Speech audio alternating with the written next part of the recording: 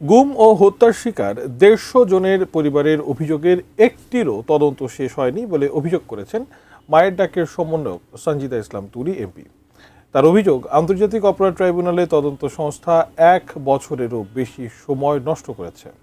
গুরুত্ব দেওয়া হয়েছে শুধু জামায়াতের সাথে সংশ্লিষ্ট ব্যক্তিদের মামলার। তবে চিফ প্রসিকিউটর জানিয়েছেন, খুব শিগগিরই গুম খুনের বিচার দৃশ্যমান হবে। বিস্তারিত জানাচ্ছেন জাভেদ আক্তার।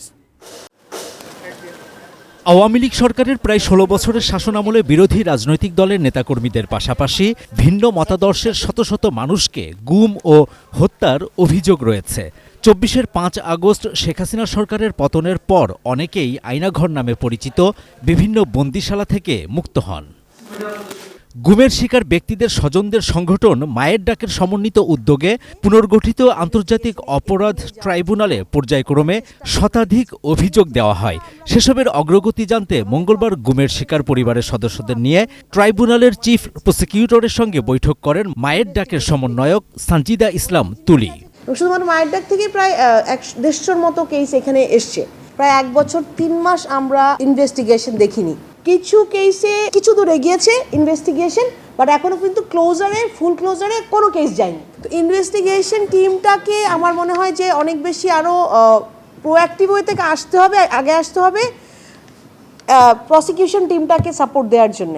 বিএনপির সংরক্ষিত আসনের সংসদ সদস্য তুলির অভিযোগ, এখন পর্যন্ত যে ৩টি গুমের মামলার বিচার চলছে ট্রাইব্যুনালে, তার সবই জামাতে ইসলামীর নেতা ও সমর্থকদের গুম হওয়া ব্যক্তিদের মামলা। সিলেকশনটা শুধুমাত্র আইসিটি ট্রাইব্যুনাল থেকে কেন 3টা কেসকে প্রমিনেন্টলি ইনভেস্টিগেশন দিয়ে সেটাকে সাজার মধ্যে আনা হয়েছিল, জামাতের 3টা কেসকে। ব্রিগেডিয়ার আজমি, ব্যারিস্টার আরমান, এরকম কয়েকটা বিচার যারা চলছে তারা কাকতালীয়ভাবে হোক আর যেভাবেই হোক তারা হয়তো একটি দলের অনুসারী, কিন্তু এর মানে এই নয় যে বিএনপির যারা ভিকটিমের শিকার হয়েছেন তাদের বিচারটা হবে না। কোনো জামাত ইসলামের অনুসারী যদি কেউ অপহৃত হয়ে থাকেন, কোনো বিএনপির অনুসারী কেউ যদি অপহৃত হয়ে থাকেন, দলীয় পরিচয় দিয়ে আমরা কিন্তু ইনভেস্টিগেশন করছি না। চিফ প্রসিকিউটর জানান, এখনও গুম থাকা ২৫০ জনের ঘটনার তদন্ত কাজ দ্রুত গতিতে চলছে। ৫ জন ইনভেস্টিগেটিং অফিসার এই টোটাল বিষয়টা ইনভেস্টিগেশন করছেন। স্বয়ং চিফ প্রসিকিউটর থেকে শুরু করে আমাদের অন্যান্য প্রসিকিউটর তারা এটা সমন্বয় করছেন। খুব দ্রুততার সাথে এগোচ্ছি। একটা ট্রায়ালে হোক, সেপারেট ট্রায়ালে হোক, আমরা একটা রিপোর্ট বা 2টা রিপোর্ট সাবমিশনের মধ্য দিয়ে এই সকল গুম পরিবারের সদস্যদের বিচারটা আমরা ইনশাল্লাহ নিশ্চিত করব।